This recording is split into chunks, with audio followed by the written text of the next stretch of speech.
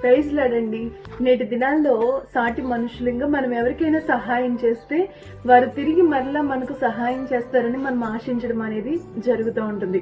అయితే బైబిల్ గ్రంథంలో కూడా ఇలాగే భక్తుడైనటువంటి రాజైన దావీదు నాబాలు అనే ఒక వ్యక్తికి తన కష్టకాలంలో సహాయం చేసి దావీదు ఆ వ్యక్తిని ఆదుకున్నట్లుగా దేవుని వాక్యంలో కనిపిస్తూ ఉంటది. అయితే ఒక రోజు దావీదుకి కూడా ఒక అవసరత, ఒక కష్టకాలము, ఒక ఇబ్బంది అనే సమయం వచ్చినప్పుడు ఈ నాబాల్ అనే వ్యక్తి దగ్గరకు సహాయం కొరకు పంపించడం జరుగుతుంది. అలా పంపించినప్పుడు ఈ నాబాలు దావీదు ఎవరు యెష్షయి కుమారుడు అని చెప్పి తనకిష్టం వచ్చినట్లుగా నోటితో దూషించి ద్వేషించి తనకు సహాయం అనేది చేయకుండా పంపించేస్తాడు.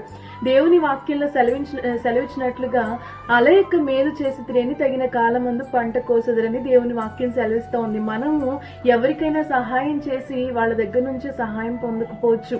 ఈ వాక్యం వింటున్నటువంటి మీలో ఎవరైనా ఇతరులకు సహాయం చేసి వారి దగ్గర నుంచి పొందాల్సినటువంటి మేలుకు ప్రతిగా కీడు పొంది ఉండొచ్చు. వారి దగ్గర నుంచి తోచిన మాటలు మీరు పొంది ఉండొచ్చు. కానీ దేవుని వాక్యం చెప్పినట్లుగా మనం ఇతరులకు సహాయం చేస్తే దేవుడే మనకు ఖచ్చితంగా సహాయం చేసే దేవుడు. ఇతరులకు సహాయం చేస్తే ఆ ప్రతిఫలం ఖచ్చితంగా దేవుడే మనకు అనుగ్రహిస్తాడు. కాబట్టి మనుషుల చేతుల వైపు కాకుండా దేవుని చేతుల వైపు చూద్దాం. May God bless you all.